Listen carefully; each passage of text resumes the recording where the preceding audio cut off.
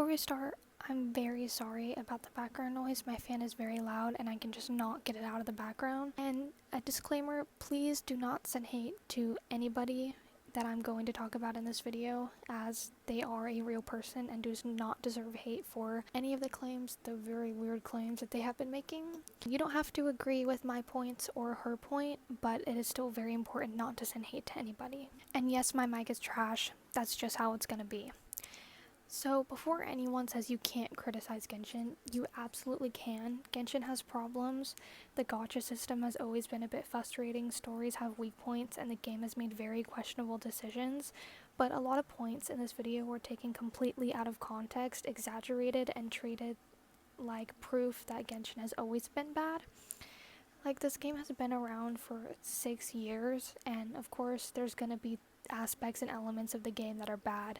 Unpopular characters, bad quests, and things that the community has criticized. But that doesn't mean the entire game is bad. But saying I personally don't like this is very different from saying this proves Genshin has always been terrible. Video seems to focus on exclusively the most embarrassing or controversial moments while ignoring the things that actually made Genshin so popular in the first place. Here's an example. This whole section about Linnea. First of all, she clearly has absolutely no respect for living things that are not traditionally human. She keeps asking to touch and pet the Melusines as if they are not whole people. It's especially creepy because the Melusines are made to look like children. Melusines are a small humanoid creature in Fontaine. That doesn't automatically mean they are designed to look like children. They're their own species, they have their own culture, jobs, personality, and society in the world of Genshin. You can absolutely say that you find the way they look or are portrayed to be uncomfortable, and that's a valid reaction, but saying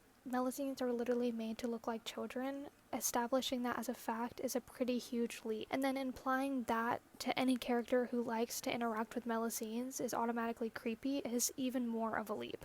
The trailer is sickening for the same reason. She fantasizes about being rubbed up on by Sigewinne, who, again, looks like a child. There is a difference between a character having strange or uncomfortable dialogue and the game explicitly stating that the character has sexual intentions towards children.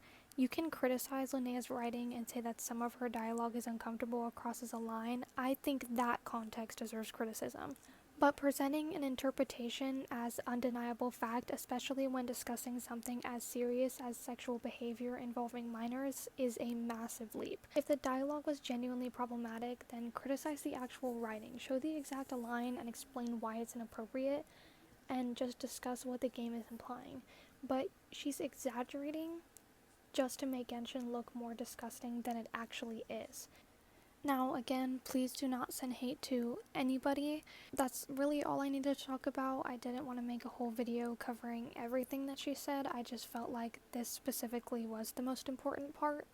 There is obviously a lot of misogyny and very clear preference towards the male characters and fan service in that video too, but I'll probably make a part 2 discussing the whole actual problem with Genshin and all of that kind of stuff, but this is just my first video.